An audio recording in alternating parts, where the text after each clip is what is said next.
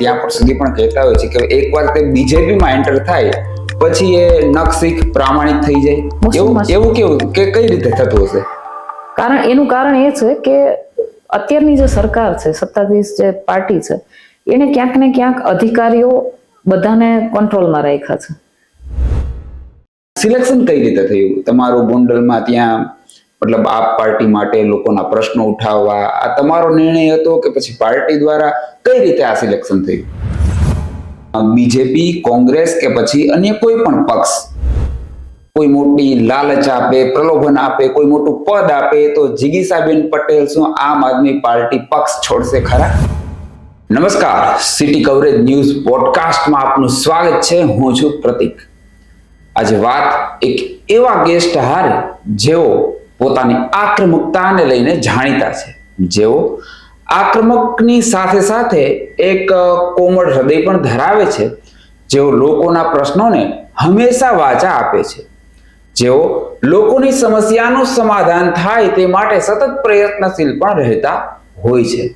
જી હા, આપણે વાત કરી રહ્યા છીએ છેલ્લા ઘણા સમયથી ગોંડલની રાજનીતિની પીચ પર બેટિંગ કરી રહેલ one of the top leader of આમ આદમી પાર્ટી ગુજરાત, જિગીસાબેન પટેલ વિશે. જિગીસાબેન, સ્વાગત છે આપનું. ખૂબ આભાર. જિગીસાબેન, પેલો સવાલ તો એ જ કે રાજનીતિની પીચ પર કઈ રીતે આવવાનું થયું? સંયોગ હતો, પહેલેથી પ્રી ડિસાઇડેડ હતું કે પછી સંજોગોવશ એન્ટ્રી થઈ? રાજનીતિની પીચ ઉપર આવવા માટે મેં ક્યારે વિચાર્યું નહોતું. પાટીદાર અનામત આંદોલન પછી એક વખત મેં ખાલી જંપલાવ્યું હતું કે એનસીપીમાં હું ગુજરાતની મહિલા પ્રેસિડેન્ટ રહી ચૂકી છું, પરંતુ ત્યારે મને એવું થયું કે હું રાજકીય માણસ નથી. એટલે એનસીપી છોડ્યા પછી મેં હંમેશા સમાજ સેવા કરી છે, પરંતુ સમાજ સેવા કરતા કરતા જ્યારે મેં આંતરરાષ્ટ્રીય કુર્મી સેના જોઈન કર્યું અને આંતરરાષ્ટ્રીય કુર્મી સેનામાં અમે લોકોએ કેશુબાપાનો એક કાર્યક્રમ રાખેલો હતો રાજકોટની અંદર. એ સમય દરમિયાન જે રાજકોટનો, ગોંડલનો જે કાંઈ માહોલ જોયો, વડીલો સાથે મુલાકાત કરી અને વડીલો પાસેથી જે કહેવાય ને કે ઇતિહાસનો અનુભવ કર્યો, એના પછી મને એવું લાગ્યું કે ના, ખરેખર તો સિસ્ટમને ચેન્જ કરવા માટે રાજનીતિમાં ઉતરવું પડશે. અને ઘણા બધા વડીલોએ પણ મને કીધું કે સામાજિક સેવા કરતા કરતા તમે માત્ર ને માત્ર અવાજ ઉઠાવી શકશો, સિસ્ટમ ચેન્જ નહીં કરી શકો. એટલે સિસ્ટમને ચેન્જ કરવા માટે વડીલોની સલાહથી હું આમ આદમી પાર્ટીમાં જોઈન થઈ. અચ્છા, આમ આદમી પાર્ટીમાં આપ જોઈન થયા. આમ આદમી પાર્ટીની વિચારધારા કે પછી અરવિંદ કેજરીવાલ કેવી એવી બાબતો હતી કે પછી આમ આદમી પાર્ટીમાં તમે એન્ટર થયા? પહેલા તો હું એટલું કહીશ કે હું પોતે પણ એક કહેવાય ને આંદોલનકારી વિચારધારાથી જોડાયેલી છું. ક્રાંતિકારી વિચારધારાથી. એટલે ઘણા બધા આંદોલનો કરેલા છે અને આમ આદમી પાર્ટીની પણ કહેવાય કે એક જે પ્રસ્તુતિ હતી એ આંદોલનથી જ હતી. બિલકુલ. એટલે આમ આદમી પાર્ટી અને કેજરીવાલ સાહેબના જે વિચારો હતા એની સાથે મારા વિચારો ક્યાંક ને ક્યાંક મળતા હતા. સાથે સાથે મેં ઘણા સમયથી છેલ્લા 10-12 વર્ષથી હું સમાજ સેવા કરી રહી છું, તો મેં ગ્રાઉન્ડ ઉપર વર્ક કરેલું છે. તો હું દરેક ગામડાની અંદર જાતી હોઉં તો મને લોકો પાસેથી એટલી માહિતી મળી હતી કે ભાજપથી માણસો કંટાળેલા છે, પણ વિપક્ષ તરીકેની ભૂમિકામાં ક્યાંક કોંગ્રેસ પણ નબળું પડે છે. અને કોંગ્રેસના જે કહેવાય ને, જે મૌડી મંડળ કહેવાય, જે લીડર કહેવાય ગુજરાત લેવલના, એ ક્યાંક ને ક્યાંક ભાજપ સાથે સેટિંગની રાજનીતિ રમી રહ્યા હોય તો નીચે કાર્યકર્તાઓમાં રોષ જોવા મળતો હતો. કોંગ્રેસના કાર્યકર્તાઓ મને ક્યાંક ને ક્યાંક મળતા હતા તો એવું કહેતા હતા કે ભાઈ અમે ઘણી બધી મહેનત કરીએ છીએ પણ વળતું કંઈ નથી. એટલે એક તારણ પણ હતું કોંગ્રેસનું મારી પાસે કે ભાઈ નીચેના ગ્રાઉન્ડ ઉપર જે કંઈ કાર્યકર્તાઓ મહેનત કરે છે, પણ ઉપર જ નેતાઓ જ્યારે પોતાના શું કહેવાય કે લાભ માટે થઈ અને નફો કમાવા માટે થઈને સેટિંગ કરી લેતા હોય તો કઈ રીતે પાર્ટી ઊભી થાય. એટલે કોંગ્રેસની વિચારધારાથી સહમત, પરંતુ અત્યારે જે ગુજરાત લેવલે જે કંઈ પણ ચાલે છે એ રાજનીતિથી ક્યાંક ને ક્યાંક અમે લોકો દૂર હતા. ઘણી વખત ત્યાંથી પણ મને ઓફરો આવી છે, પણ મેં એવું વિચાર્યું હતું કે નહીં, કોંગ્રેસ નહીં, એનું એકમાત્ર કારણ કે 2-4 જણાના હાથમાં સત્તા અને એ 2-4 જણા જે ડિસાઈડ કરે નીચે બધાને ફોલો કરવાનું. એટલે ખુલીને કાર્યકર્તા છે ને, ખુલીને વાત પણ ના કરી શકે, ખુલીને પોતાની રજૂઆત ના કરી શકે, અથવા રજૂઆત કરે તો એનું કોઈ નિરાકરણ ના આવે, એવી એ લોકોની રાજનીતિ. અને એના પછી ધીમે ધીમે આમ આદમી પાર્ટીનું અહીંયા મેં જોયું કે આમ આદમી પાર્ટીના તમામ તમામ લોકો જે કઈ લીડર હતા, લીડરની સાથે સાથે કાર્યકર્તાઓ પણ નાના નાના લોકોના પ્રશ્નને વાચા આપવા માટે થઈ અધિકારીઓ સાથે, નેતાઓ સાથે ક્યાંક ને ક્યાંક લડતા જોયા. દરેક જગ્યાએ તમે ટીવી મીડિયાના માધ્યમથી જોતા હશો તો એને પોતાને ઘરે લઈ જવાનું કંઈ જ નથી. બધો કામ ધંધો ઘર પરિવાર છોડી અને સામાન્ય માણસના ફાયદા માટે થઈ અને લડાઈ લડતા જોયેલા છે. એટલે હું એનાથી પ્રભાવિત થઈ કે જે વસ્તુ અમે સમાજ સેવા કરતા કરતા અમે અવાજ ઉઠાવીએ છીએ એ ક્યાંક ને ક્યાંક આમ આદમી પાર્ટીના પ્રોટોકોલમાં, એના બંધારણમાં ક્યાંક ને ક્યાંક જોવા મળતું હતું. અને દરેક કાર્યકર્તાની પોતાની અલગ વિચારસરણી હતી, અલગ શૈલી હતી. એ શૈલી પ્રમાણે કામ કરતા હતા. એટલે મને એ પણ જોવા મળ્યું કે કામ કરવાની જે સ્વતંત્રતા હોવી જોઈએ પાર્ટી લેવલે, એ પાર્ટી લેવલે સ્વતંત્રતા પણ છે, એમાં કોઈ રોકટોક નથી. એટલે એનાથી પ્રભાવિત થઈ અને હું આમ આદમી પાર્ટી સાથે જોડાઈ.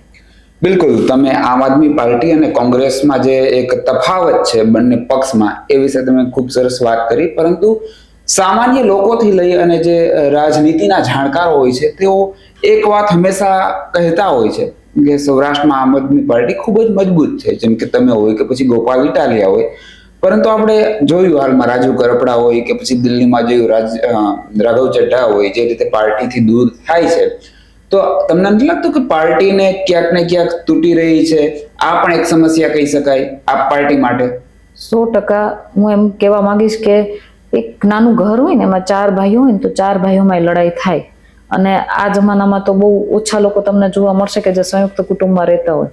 એટલે હાથની 5 આંગળીઓ પણ સરખી નથી હોતી.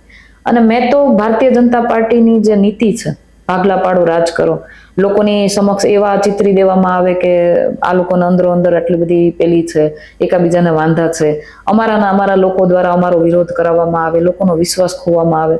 એ ભારતીય જનતા પાર્ટીની નીતિ છે. એ હું પાટીદાર અનામત આંદોલનના સમયથી જોતી આવી છું. અને એ પછી જે નેતાઓ ભારતીય જનતા પાર્ટીની ચાલમાં આવી અને પોતાનું સંગઠન છોડીને ભારતીય જનતા પાર્ટીમાં જોડાણા છે, એના પછી એની જે આક્રમકતા હતી, લોકો માટે વાત કરવાની જે શૈલી હતી, એનો જે ઈરાદો હતો, એ બધું જ સાઈડમાં મૂકી અને ચૂપચાપ બેસી રહેવું પડે છે. એ તમામ લોકો હવે તો આમ જનતા પણ એ વસ્તુ જાણી ગઈ છે. એટલે હું આ નીતિને બહુ સારી રીતે જાણું છું. એટલે મને નથી લાગતું કે આનાથી પાર્ટી તૂટે અથવા પાર્ટી નબળી થાય. માણસ જરૂર નબળો થાય જે ભારતીય જનતા પાર્ટી સાથે જોડાય છે. ઘણા બધા નેતાઓ તમે અગાઉ પણ જોયા હશે કે ભારતીય જનતા પાર્ટીની સામે લડતા હોય અને પછી એની સાથે જોડાઈ ગયા પછી ન તો એને જે મુદ્દા ઉપર લડતા હોય ને એ મુદ્દા માટે પણ એને કંઈ મળતું નથી. મળે તો કેટલું મળે છે કે એને ક્યાંક એકાદી ટિકિટ મળી જાય છે, અથવા તો એકાદા કોન્ટ્રાક્ટ મળી જાય છે, એકાદી આયોગ મળી જાય છે. આવું બધું નાનું મોટું એને મળતું, એટલે પોતાના લાભ માટે થઈને એ લોકો જતા હોય છે. અથવા તો ક્યાંક કોઈ કેસમાં ફસાયેલા હોય છે, ક્યાંક કોઈ ફાઇલો દબાયેલી હોય છે, તો એના દબાણના કારણે એને ભારતીય જનતા પાર્ટી સાથે જોડાવવું પડતું હોય છે. પરંતુ ત્યાં ગયા પછી એની જે કહેવાય ને, જે શૈલીથી, જે એની કે તાકાતથી લોકો પ્રભાવિત હોય, એ તાકાત ક્યાંક ને ક્યાંક દબાઈ જતી હોય છે. પછી જે તમે વાત કરી કે કોઈ કેસમાં ફસાયેલા હોય કે પછી કોઈ આરોપ હોય કે કોઈ XYZ કોન્ટ્રોવર્સિયલ મેટર હોય, તો આપણે જોતા હોઈએ સોશિયલ મીડિયા પર લોકો ત્યાં પર સુધી પણ કહેતા હોય છે કે એકવાર તે બીજેપીમાં એન્ટર થાય પછી એ નખશીખ પ્રામાણિક થઈ જાય. એવું કેવું કે કઈ રીતે થતું હશે? એનું કારણ એ છે કે અત્યારની જે સરકાર છે, સત્તાધીશ જે પાર્ટી છે, એને ક્યાંક ને ક્યાંક અધિકારીઓ બધાને કંટ્રોલમાં રાખ્યા છે. હવે ધારો કે અમે એની સામે છીએ ત્યાં સુધી અમારી ઉપર કેસ થશે, ખોટા કેસો પણ થશે. નાની નાની મેટરમાં 307 પણ લગાડશે. અમારા ચૈતરભાઈ વસાવા ઉપર ખાલી ગ્લાસ ફેંકવામાં 307 લાગી ગયું. તંત્ર પણ ક્યાંક ને ક્યાંક સત્તાધીશ પાર્ટીને મદદ કરી રહ્યું છે પાછળના બારણે, કે જે કાંઈ તમે કહો.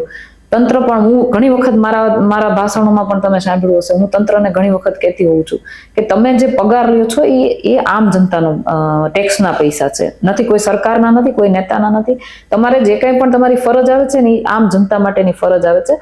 એમાં કદાચ કોઈ નેતા કે કદાચ કોઈ એમ કહેવાય ને કે પ્રાઇમ મિનિસ્ટર એ પણ કંઈક ગુનેગાર હોય ને, તો તંત્રની ફરજમાં આવે છે કે એની ઉપર પણ એક્શન લે. પણ હકીકત એવી નથી. અત્યારનું જે સિસ્ટમ જે રીતની ચાલે છે, એમાં તંત્ર ક્યાંક ને ક્યાંક સત્તાધીશ પાર્ટીને મદદ કરી રહી હોય એ પ્રમાણેનું આખું વર્તન છે. એનું હમણાંનું તાજેતરનું ઉદાહરણ હું તમને કહું ને, તો ગોંડલની અંદર, મતલબ અત્યારે તો આખા ગુજરાતની અંદર જ્યારે સ્થાનિક સ્વરાજની ચૂંટણી હતી, ગોંડલમાં મેં પોતાની જાતે અનુભવ કરેલું છે. અમે EVM મશીનની દેખરેખ માટે 2 રાત 1 દિવસ ત્યાં બેઠા રહ્યા. એ લોકો કંઈ કરી ના શક્યા. એના પછી જ્યારે અમારા કેન્ડિડેટ અંદર ગયા તો અંદર ગયા પછી ઘણા કેન્ડિડેટને તો પેટીઓ ખુલ્યા પછી બોલાવવામાં આવ્યા. જે પેટીઓ જે ઈવીએમ મશીન છે એ ઉમેદવારોની સામે ખોલવાની હોય એના બદલે પેટીઓ ખોલી અને માત્ર આંકડા દઈને એને મોકલી દેવામાં આવ્યું કે તમે અહીંયાથી હવે જતા રહો, તમે હારી ગયા છો. ઘણી જગ્યાએ એવું જ થયું છે કે અમારે એક વાસાવડની સીટ હતી, વાસાવડના છોકરો એ આમ આદમી પાર્ટીના અમારે વિન થયા. એના પછી સર્ટિફિકેટ લઈને બહાર નીકળ્યા પછી અધિકારીનો એને ફોન આવે છે કે તમારે રિકાઉન્ટિંગ કરવાનું. તમે વિચાર કરો, સર્ટિફિકેટ હાથમાં આવી ગયા પછી રિકાઉન્ટિંગ હોય? એના બદલે રિકાઉન્ટિંગ માટે ફોન આવે છે. હું ત્યાં ઊભી હતી એટલે મેં એને ત્યાં જવા ન દીધા. સર્ટિફિકેટ મેં મારી પાસે રાખી લીધું. એના પછી અમે લોકો ઘરે જતા રહીએ છીએ. ઘરે ગયા પછી 15-20 મિનિટ અધિકારીનો ફોન આવે છે કે તમારે આવવું પડશે રિકાઉન્ટિંગ માટે. અરે ભાઈ, સર્ટિફિકેટ છે, તમે એને ઉમેદવાર જીતેલો ઉમેદવાર જાહેર કરી દીધો છે, છતાં અધિકારી ફોન કરીને બોલાવે છે. તમે વિચાર કરો કેટલી હદની સાંઠગાંઠ. એક અમારે ઉમેદવાર હતા શ્રીનાથગઢ તાલુકા પંચાયતના નીરવભાઈ પારખિયા કરીને, 4 મતે જીતે છે. એ 4 મતે જીત્યા પછી રિકાઉન્ટિંગ આવે છે. રિકાઉન્ટિંગ એવું કહીને કરવામાં આવે છે કે જિલ્લા પંચાયતની અને તાલુકા પંચાયતની પેટીની હેરફેર થઈ ગઈ છે, બદલી ગઈ છે ભૂલથી. તો કહેવાનો મતલબ એવો છે કે ઈવીએમ મશીન તમે લાવો છો, એનું સીલ ખોલો છો, એના પછી ગણતરી થઈ જાય છે, અમારો ઉમેદવાર જીતી જાય છે, પછી તમને ખબર પડે છે કે પેટીઓ ફરી ગઈ છે. આટલી હદની બેદરકારી હોય અધિકારીઓથી. પરંતુ ક્યાંક ને ક્યાંક સત્તાધીશ પાર્ટીને મદદ કરવા માટે થઈ અને આ કારસ્તાન અધિકારીઓ દ્વારા રચવામાં આવે છે અને પછી એને કહેવામાં આવે છે કે તમે હવે 200 મતથી હારી ગયા છો, 200 કે 250 મતથી. તો મારું કહેવાનું એમ છે કે જો તાલુકા પંચાયતની પેટી જિલ્લામાં વહી ગઈ હોય, જિલ્લાની અહીંયા આવી ગઈ હોય અને પછી આ 200-250 મતથી હાર્યા હોય તો અમારા જિલ્લા પંચાયતના ઉમેદવારને એટલા મત વધારે મળવા જોઈએ ને. બિલકુલ. તો એના માટે અમે ફરિયાદ કરવા માટે જઈએ છીએ તો કોઈ પણ અધિકારી અમારી ફરિયાદ નથી લેતા. એ સિવાય જ્યારે બોગસ વોટિંગની પ્રક્રિયા ભારતીય જનતા પાર્ટીના લોકો દ્વારા ચાલતી હતી ત્યારે પ્રિસાઇડિંગ ઓફિસરોને અમે કેટલી વખત રજૂઆત કરીએ છીએ કે ભાઈ અમે આ જે બોગસ વોટિંગ થઈ છે એનાથી અમે નારાજ છીએ. અમારા ઉમેદવારો જ્યારે રજૂઆત કરે છે તો પ્રિસાઇડિંગ ઓફિસર એવું કહે છે કે અમારી જવાબદારી નથી આવતી. ઝોનલ ઓફિસર આવે ત્યાં તો પ્રિસાઇડિંગ ઓફિસરને ત્યાં શું કામ મૂકવામાં આવે છે? એટલે આવી ઘણી બધી વસ્તુઓ અધિકારીઓ દ્વારા પણ થઈ રહી છે, પોલીસ તંત્ર દ્વારા પણ થઈ રહી છે કે પોલીસ તંત્ર જ્યારે વિપક્ષ દ્વારા કોઈ ફરિયાદ કરવામાં આવે તો વિપક્ષ દ્વારા જે ફરિયાદ કરવામાં આવે, ધારો કે મારી ઉપર જ્યારે હુમલો થયો તો ત્યારની વાત કરું, અમારા ચેતરભાઈ વસાવા એક ગ્લાસ ફેંકે છે તો એની ઉપર 307 થાય છે, પણ અમારી ઉપર જીવલેણ હુમલો થાય તો પણ એમાં નોર્મલ કલમો લગાડી અને આરોપીઓને છાવરવામાં આવે છે. એટલે આ ખુલ્લેઆમ તંત્રની પણ દાદાગીરી છે. બિલકુલ, તંત્રની દાદાગીરી. અને જે રીતે તમે ગોંડલનું હાલમાં એક્ઝામ્પલ આપ્યું, આ પૂર્વે પણ અનેક પ્રકારના દાખલાઓ બની ચૂક્યા છે. કોંગ્રેસ પક્ષ હોય કે પછી આમ આદમી પાર્ટીના નેતાઓ આ બાબતને લઈને સમયાંતરે સવાલ પણ ઉઠાવતા હોય છે.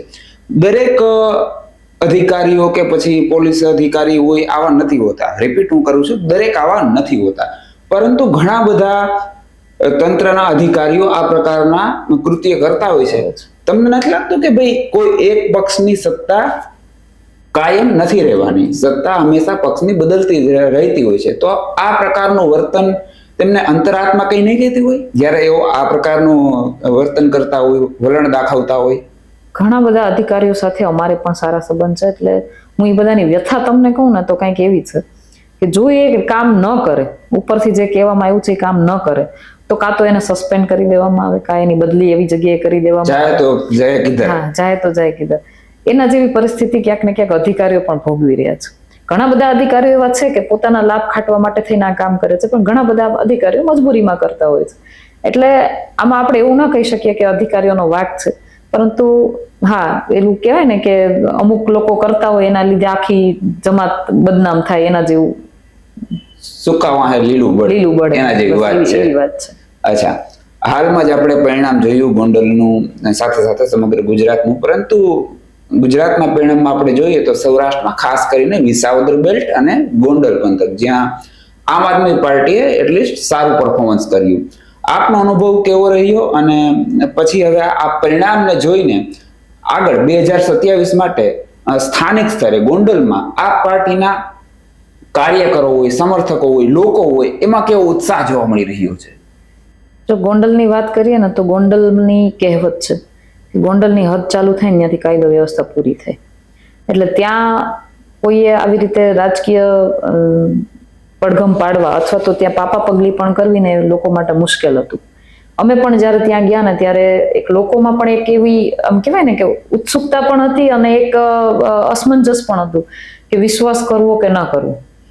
ઉત્સુકતા એવી હતી કે હવે કંઈક બદલાવ આવશે, એટલે મને બે મિશ્ર પરિણામ જોવા મળ્યું. જ્યારે હજી 5-6 મહિના પહેલાની હું વાત કરું, 5-6 મહિના પહેલા મેં આમ આદમી પાર્ટી જોઈન કરી અને હું ગોંડલમાં જ્યારે મેં પગ મૂક્યો, એ સમય એવો હતો અમારા માટે કે અમે 2 થી 3 જણા હતા. અમે લોકો ગામડે ગામડે જઈએ, લોકોને મળીએ, તો લોકો જ્યારે અમે એની પાસે બેસવા જઈએ ને ત્યારે લોકો ડરતા કે બેન અમે તમારી સાથે છીએ પણ તમે અમારો એક પણ ફોટો વિડીયો ના ઉતારતા, ખુલીને બહાર નતા આવતા. પરંતુ ધીમે ધીમે લોકોનો વિશ્વાસ જીતવામાં અમને પણ ઘણો સંઘર્ષ થયો અને લોકોએ અમારી પર વિશ્વાસ મૂક્યો પણ ખરા. એનું કારણ એટલું છે કે 30 વર્ષથી જનતા પીડાય છે. 30 વર્ષથી એક હથ્થું શાસન.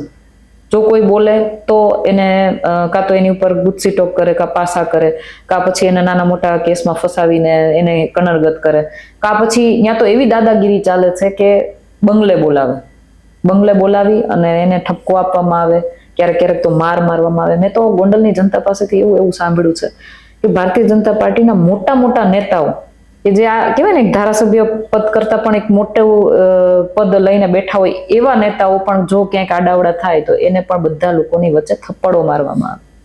આટલી હદની ગુંડાગર્દી. એટલે ત્યાંની જનતા છે ને એ તમે એને જઈને પૂછો ને કે આ રોડ સારો છે, તમે એટલા ખાડા ખબડા હોય તમે પૂછો ને કે રોડ સારો છે તો એને હા જ બોલવું પડે, હા સારો છે. શું કામ? જો એ ના બોલે તો એને ભોગવવું પડે. એટલે આ બધી બાબતે અવાજ ઉઠાવવા માટે પણ એની પાસે કોઈ નહોતું. એ પોતાનો ખુદનો એમ કહેવાય ને હક અધિકાર, એની મૂળભૂત જરૂરિયાતો માટે અવાજ ઉઠાવે ને તો પણ એને ભોગવવું પડે. એટલે લોકો એમ પ્રોબ્લેમ લઈને આવતા અમારી પાસે કે બેન અહીંયા આવું પ્રોબ્લેમ છે. અમને કઈ સપના નહોતા આવતા. અમે અહીંયા ગયા પછી અમને લોકો દ્વારા ક્યાંક ને ક્યાંક ફોન આવતા, કોઈક અમને છાનામાના મળીને વાત કરતા, અહીંયા આવો પ્રોબ્લેમ છે. અમે જ્યારે એ વાતને મુદ્દાને ઉઠાવતા ને ત્યારે એ લોકો અમને એમ કહેતા અમારું નામ ન આવવું જોઈએ. તમે વિચાર કરો, નાના પાણીના પ્રશ્નો હોય કે રોડના પ્રશ્નો હોય, એના માટે લોકો અમને એમ કહે કે તમે અમારું નામ ન આવવા દેતા.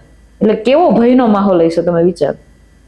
અચ્છા, આઈ થિંક 6 મહિનાથી વધુનો સમયગાળો થયો છે તમે ગોંડલ સક્રિય થયા? 6 મહિના. અચ્છા, 6 મહિના જેવો સમયગાળો. આ સિલેક્શન કઈ રીતે થયું તમારું ગોંડલમાં? ત્યાં મતલબ આપ પાર્ટી માટે લોકોના પ્રશ્નો ઉઠાવવા આ તમારો નિર્ણય હતો કે પછી પાર્ટી દ્વારા કઈ રીતે આ સિલેક્શન થયું?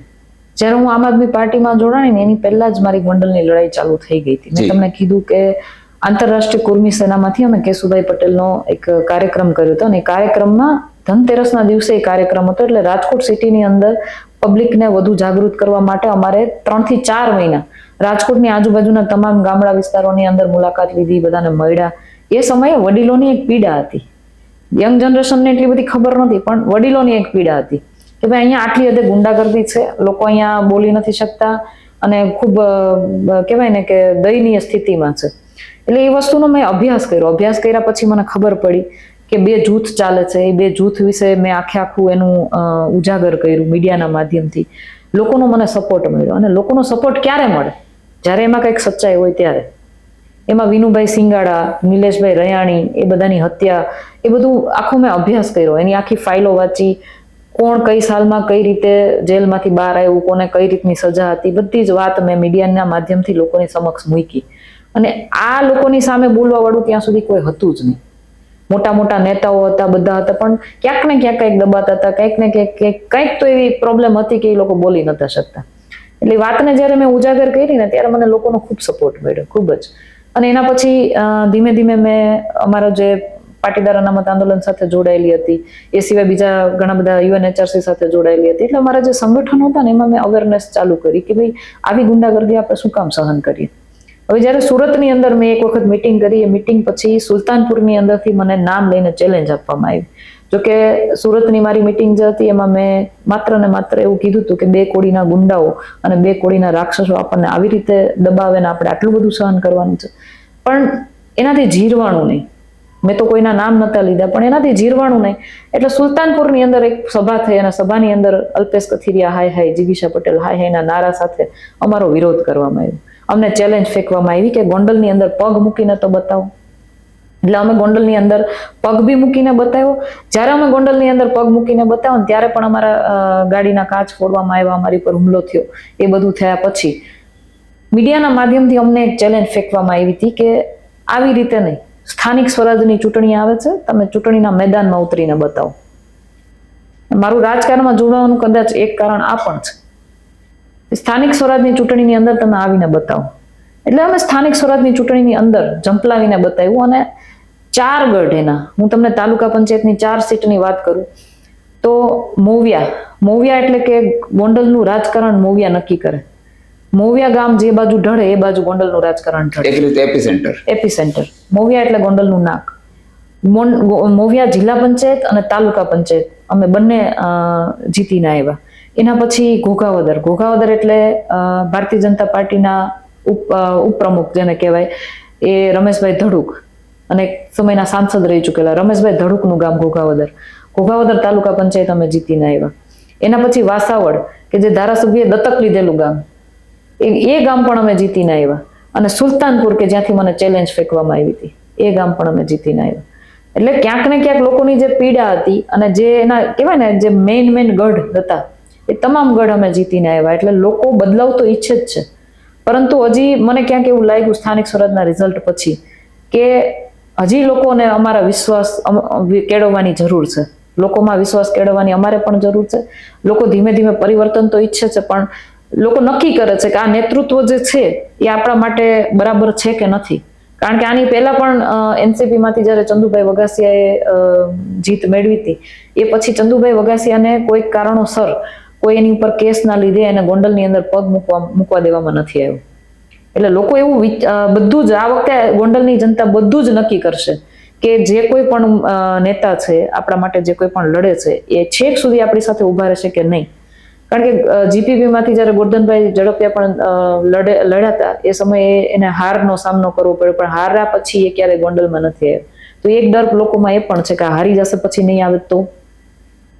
એટલે લોકોની સમસ્યા શું છે બે સાઈડની, વિપક્ષ માટે એની સમસ્યા શું છે, પક્ષ માટેની એની સમસ્યા શું છે, બધું જ જાણી બધું જ આખો અભ્યાસ કરી અને પછી હું ગોંડલની અંદર ઉતરી છું.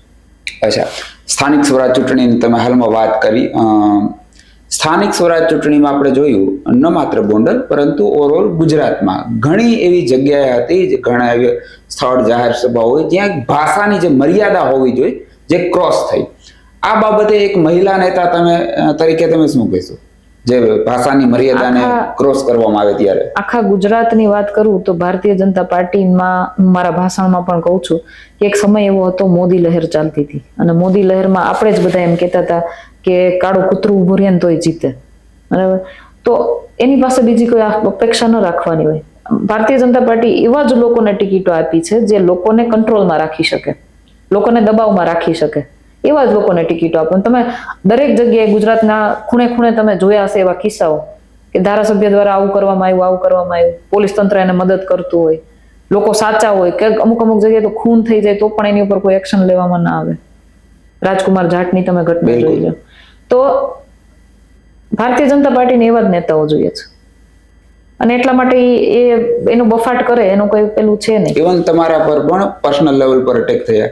પર્સનલ લેવલ પર મને જે અટેક થયા એના માટે હું ખાલી એટલું જ કહેવા માંગુ છું, કોણે કર્યા, કોણ હતું એ? ધારાસભ્ય છે? નથી. ધારાસભ્યના પ્રતિનિધિ છે અત્યારે. એક ધારાસભ્ય થયા. શું કામ થયા? કારણ કે એની ઉપર આજીવન કેદની સજા છે. નિલેશ રૈયાણી હત્યા કેસનો એની પર આરોપ છે, ગુનેગાર છે એ કેસની અંદર, અત્યારે જામીન ઉપર છે, શરતી જામીન ઉપર. એની પાસે બીજી શું આશા રાખો તમે? એ મહિલાઓનું અપમાન જ કરે. એની પાસે તમે કોઈ આશા એવી ન રાખી શકો કે એ તમારી ભાવના સમજશે, કે તમારી લાગણી સમજશે, કે તમારી લાગણીમાં સુખ દુઃખમાં સાથીદાર બનશે. ના થાય. એને સત્તા જોઈએ છે અને એની સત્તા ગુમાવવાનો જ્યારે એને ખબર પડે કે હું મારી સત્તા ગુમાવી રહ્યો છું ત્યારે એવો બફાટ કરવાના છે, એનાથી કઈ ફરક નથી પડવાનો.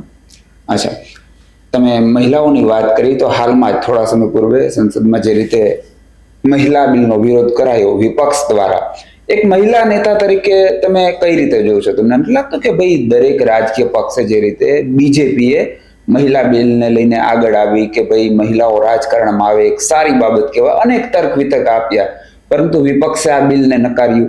આ અંગે તમારો એક પર્સનલ ઓપિનિયન શું છે? જો હું મહિલા સશક્તિકરણની વાત કરું ને તો ભારતીય જનતા પાર્ટી કદાચ કોઈ મહિલા બિલ લઈને આવે છે તો એમાં ક્યાંક ને ક્યાંક એનો ફાયદો હશે તો જ લઈને આવશે, બાકી નહીં આવે. બાકી હું તમને ગ્રાઉન્ડ લેવલ ઉપર મહિલા સશક્તિકરણની વાતો કરું તો આ જ બીજેપી દિલ્હીની અંદર તમે જોયું હશે, એક બલાત્કારનો ભોગ બનેલી દીકરી પોતાના ન્યાય માટે આંદોલન કરે છે અને આરોપીઓ ખુલ્લા ફરે છે. એ દીકરી આંદોલન કરે છે, એને પોલીસ તંત્ર ટીંગાટોળી કરીને લઈ જાય છે, અને તમે મહિલા સશક્તિકરણની વાતો કરો છો. એટલે હું નથી માનતી કે કોઈ પણ મહિલા સશક્તિકરણ ક્યારે સક્રિય થશે જ્યારે હકીકતમાં તમે એક મહિલાને તમારી સમકક્ષ ગણી અને એક મહિલા ઉપર જવાબદારી નાખશો ને ત્યારે. જ્યાં સુધી તમે એને બિચારી ગણો ત્યાં સુધી નહીં. અને હું મારી પાર્ટીમાંથી કહું છું, તમે મને હમણાં થોડી વાર પહેલા એક સવાલ કર્યો કે તમને પાર્ટીએ તમને જવાબદારી ગોંડલની આપી કે તમે જાતે લીધી. હું ગોંડલની લડાઈ લડતી હતી અને પાર્ટીએ મારી પર વિશ્વાસ મૂક્યો કે તમે ગોંડલની લડાઈ લડી રહ્યા છો તો આમ આદમી પાર્ટીનું સુકાન પણ તમે ગોંડલની અંદર સંભાળો. અને એની અંદર એકલા હાથે મને લડવા માટે મારી પર પાર્ટીએ મારી પર વિશ્વાસ મૂક્યો કે હું એકલા હાથે આ લડી શકીશ, કરી શકીશ. અને જે કંઈ પણ મતલબ પાર્ટીએ મને જે કંઈ પણ સ્વતંત્રતા આપવી જોઈએ ને તમામ સ્વતંત્રતા મને આપી છે. મને ક્યાંય એને રોકટોક નથી કરી કે ના તમારે આ નથી કરવાનું, કે આ નથી બોલવાનું, કે આવું ના કરો. ક્યારેય નહીં. એને ખબર હતી કે ગોંડલની ભૂમિને હું જાણું છું, ગોંડલમાં શું જરૂરિયાત છે એ મને ખબર છે. તો પાર્ટીએ સ્વતંત્ર રીતે મને હવાલો આપ્યો ગોંડલનો કે ગોંડલમાં તમને જે યોગ્ય લાગે એ રીતે તમે આમ આદમી પાર્ટીને આગળ વધારો. Free and. તો સશક્તિકરણની વાતો જે કરતું હોય ને એ ક્યાંક ને ક્યાંક એવી વાત છે કે તમામ જવાબદારી જો તમે એક નારી ઉપર મૂકીને એની પર વિશ્વાસ દેખાડો ને તો એ ખરા અર્થમાં મહિલાનું સશક્તિકરણ છે. મદદ કરવી એ સશક્તિકરણ નથી. બિલકુલ. અચ્છા, આજકાલ જમાનો સોશિયલ મીડિયાનો છે અને બધા પક્ષના નેતાઓ સોશિયલ મીડિયા પર હોય, પોસ્ટ કરતા હોય, સ્વાભાવિક છે. પરંતુ કોઈ નેતા કે પાર્ટીની બાબતથી તમે જો સહમત ન હો તો પછી એક ટ્રોલ આર્મી તેના પર ત્રાટકી પડે છે અને એ રીતે એ ત્રાટકે કે પછી એમાં કોઈ પણ ભાષાની ગરિમા હોતી નથી.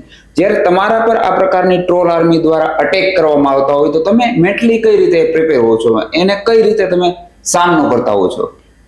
ટ્રોલ આર્મીને હું સાચું કહું ને તો મને જ્યાં સુધી ખબર છે કે હું સાચી છું ત્યાં સુધી હું એ લોકોની કમેન્ટ પણ નથી વાંચતી.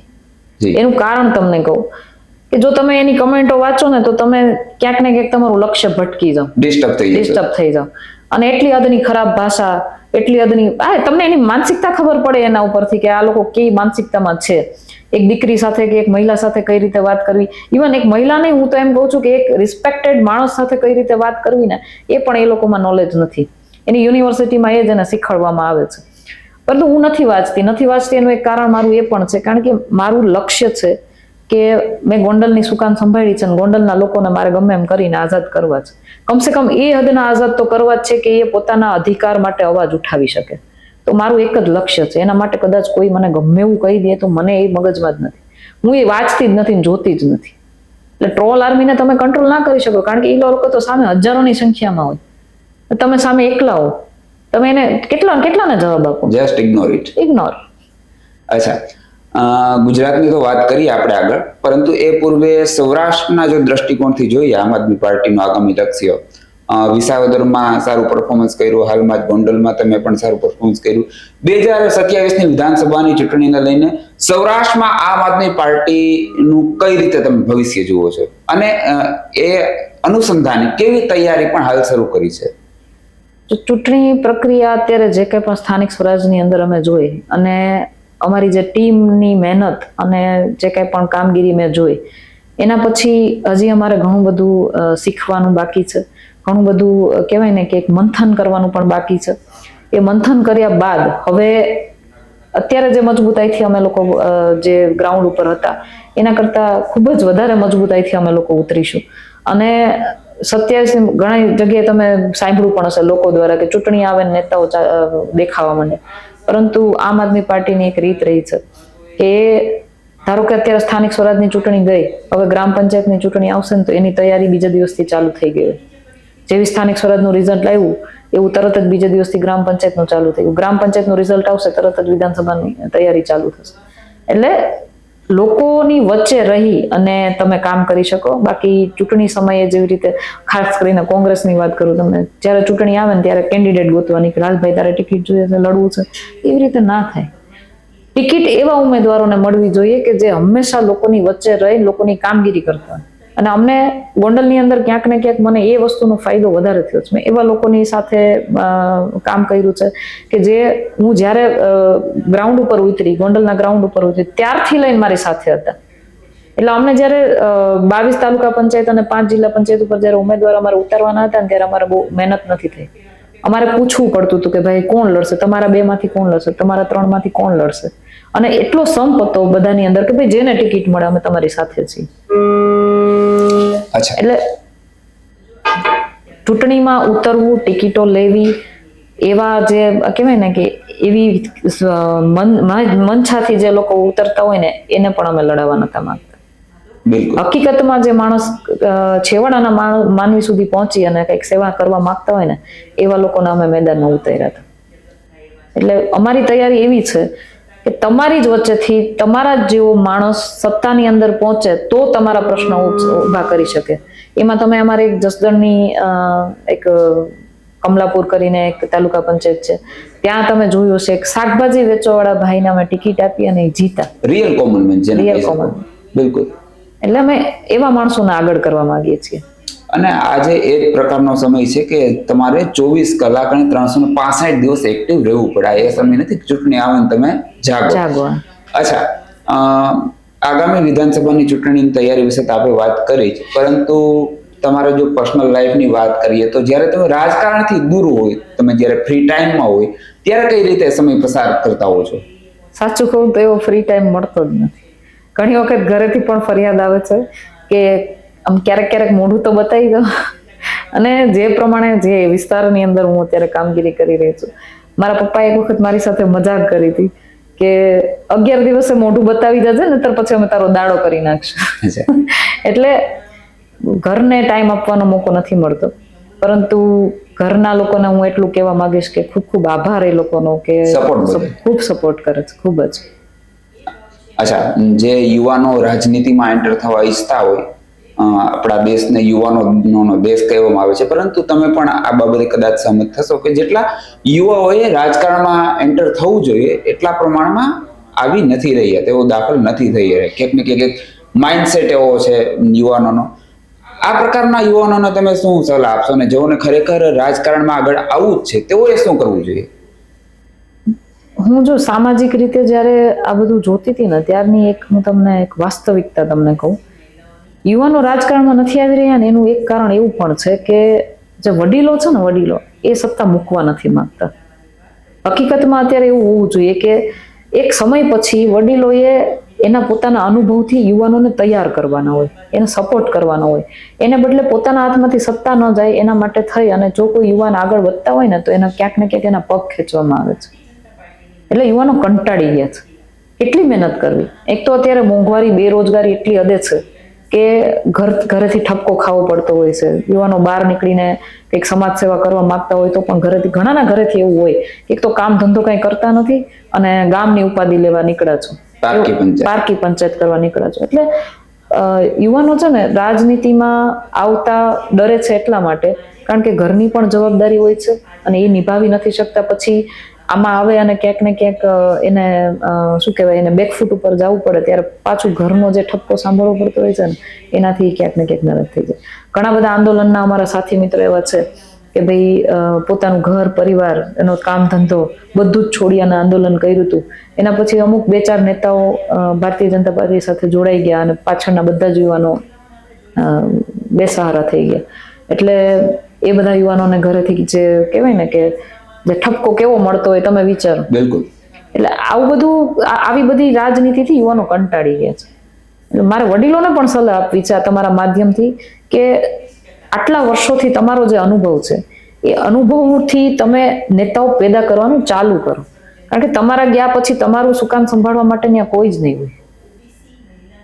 એટલે વડીલોને પણ મારે કેવું છે કે સત્તાનો મોહ છોડી અને થોડુંક નવી પેઢીને આવકારવી જોઈએ. અચ્છા જિગીષાબેન, આપણે સડકથી લઈ અને વિવિધ મીડિયા પ્લેટફોર્મના સ્ટુડિયો સુધી જાણકારો હોય કે પછી લોકો હોય તેમને સાંભળ્યા, જોયું. સ્થાનિક સ્વરાજની ચૂંટણી પહેલા એક રોષ તો હતો, સત્તા પક્ષ વિરુદ્ધ એક રોષ હતો, પરંતુ આફ્ટર રિઝલ્ટ બધા એવું કહે છે કે ભાઈ જે રોષ હતો તે રિઝલ્ટમાં કન્વર્ટ ન થયો. આ પાછળ શું કારણ હોઈ શકે તમારા મતે? મેં કીધું ને કે લોકોને હજી વિશ્વાસ કેળવવાની જરૂર છે. અમે પણ અમારી પૂરા પ્રયત્ન કરીએ છીએ અને લોકો પણ પરિવર્તન ઈચ્છે છે, પરંતુ છેલ્લા ઘણા સમયથી જે બધા માહોલ ઊભો થયો, કોંગ્રેસની વિપક્ષ તરીકેની ભૂમિકા જોઈ છે, એના પછી ઘણા લોકોને એવું છે કે ભાઈ આપણે આને ચૂંટીને મોકલશું પછી ભારતીય જનતા પાર્ટીમાં જોડાઈ જશે, એટલા માટે થઈને ઘણી વખત ઈવીએમની પણ એક માનસિકતા છે કે ભાઈ તમે ગમે એને વોટ આપો ભાજપમાં જ પડે છે. એટલે ઘણા જે વોટર્સ છે જે વિપક્ષમાં મત દેવા માંગે છે, આમ આદમી પાર્ટીમાં મત દેવા માંગે છે, એવા લોકો નીકળતા જ નથી. એટલે અમારે પણ ઘણું બધું મનોમંથન કરવાની જરૂર છે. અમારે પણ અમારી સિસ્ટમમાં ઘણો સુધારો લઈ આવવાની જરૂર છે. પબ્લિકનો પણ એક માઇન્ડસેટ સેટ થયેલો છે. અચ્છા, હવે પછી નેક્સ્ટ ઇઝ વોટ? જિગીસાબેનનો આગામી સમયમાં ગોલ શું છે? મારો ગોલ હંમેશા એક જ રહ્યો છે કે હું જેટલું બને એટલું લોકો માટે અને લોકોનો અવાજ બની શકું એટલા માટે મહેનત કરીશ. હંમેશા એવા મારા તમે મુદ્દા જોયા હશે ને, પહેલેથી લઈને છેલ્લે સુધી જેટલા પણ મુદ્દાઓ મેં ઉઠાવ્યા હશે ને, એવા મુદ્દા એવા હશે કે જે કોઈ નહીં કરી શકતું હોય ને એ જિગીશા પટેલ કરે છે. જેની સામે કોઈ નથી બોલતું ને એની સામે જિગીશા પટેલ બોલશે. કારણ કે ગુમાવવાનું કંઈ જ નથી. શું છે, એક જિંદગી મળી છે અને એ પણ એવી રીતે દબાઈને શું જીવવાનું. આ એટલું છે કે ખોટાને ખોટું કહેવાની તાકાત ધરાવીએ છીએ અને એ કેળવતા રહીશું. એના માટે કોઈ પણ બાંધછોડ કરવામાં નહીં આવે. તો પછી લોકોની જે સમસ્યા હોય, મોંઘવારી જેવી બાબત હોય કે અન્ય એવી જે સામાન્ય સમસ્યા હોય, તેના માટે જિગીસાબેન અવાજ ઉઠાવશે? 100%. અમે નાનામાં નાના વાત માટે અમે અવાજ ઉઠાવે છે. મને આખા ગુજરાતમાંથી ઘણી જગ્યાએથી ફોન આવે છે અને હું મારા ભગવાનનો આભાર માનું છું કે મને જ્યારે પણ એવા કોઈ ફોન આવે છે ને ત્યારે હું એ ફોન ઉપાડવા માટે સક્ષમ છું, અથવા નથી ઉપાડી શકતી તો સામેથી ફોન કરવા માટે મને એવો સ્વભાવ આપ્યો છે ભગવાન. એટલે નાનામાં નાનો પણ પ્રોબ્લેમ હશે ને, આજ સુધીમાં મેં કોઈ દિવસ કોઈને ના નહીં કીધું હોય અને મારા મોઢેથી ભગવાન કોઈ દિવસ ના પડાવે પણ નહીં. અમારાથી જેટલા પ્રયત્ન થશે એટલા કરીશું. એમ નથી કહેતી કે ના તમારું કામ હું કરી જ દઈશ, પણ મારા એક સલાહ આપવાથી એ કોઈનું સીધું થઈ જતું હોય તો શું વાંધો છે. અચ્છા, છેલ્લો સવાલ, બીજેપી, કોંગ્રેસ કે પછી અન્ય કોઈ પણ પક્ષ કોઈ મોટી લાલચ આપે, પ્રલોભન આપે, કોઈ મોટું પદ આપે તો જિગીસાબેન પટેલ શું આમ આદમી પાર્ટી પક્ષ છોડશે ખરા? 10 વર્ષથી ઘણી બધી પ્રલોભનો, ઘણી બધી લાલચો, ઘણા બધા દબાણો, ઘણું બધું આવ્યું છે, પણ અમે એકના બે થયા નથી. અને હવે તો બીજેપી વાળા પણ જાણી ગયા છે કે આમાં પડાય એવું નથી. એટલે એ વાતની ચિંતા કરવાનું લગભગ બધાએ મૂકી દીધું છે કે બેન ક્યાંય આગા પાછા થશે. ફોર્મ છો મતલબ? ફોર્મ છીએ. એટલે એ દબાણથી અને કોઈ લાલચથી આજે નહીં કાલે નહીં, આવું તો ઘણા બધાએ કરી લીધું છે. પરંતુ એક જ ગોલ છે, તમે જે ગોલ પૂછો નહીં, કે સચ્ચાઈ માટે લડવું, ખોટાને ખોટું કહેવું અને સરદાર વલ્લભભાઈ પટેલના જે વિચાર છે, સરદાર વલ્લભભાઈ પટેલના વિચાર પ્રમાણે ચાલવું. ઘરની વાત ઘરમાં રાખવી, ડરવું નહીં અને સિંહનું કાળજું રાખવું. આજે હું કોઈના પ્રલોભનમાં આવી અને કોઈ પાસેથી લાલચમાં કંઈક લઈ અને બેસી જાઉં તો હું એની સામે ક્યારે અવાજ નથી ઉઠાવી શકવાની. તો હું આઝાદ કહેવાય ને, આઝાદ ભારતની આઝાદ નારી છું. મને કોઈની ગુલામી કરવી નથી ગમતી અને એ જિંદગીમાં ક્યારેય થવાનું બી નથી. ઓકે જિગીસાબેન, ખૂબ મજા આવી આપની હારે અવનવી વાતો કરી. આપના રાજકારણ વિશે, હારે અન્ય કેટલી પોલિટિકલ મેટર વિશે આપે સમય આપ્યો એ બદલ ખૂબ ખૂબ આભાર. Thank you.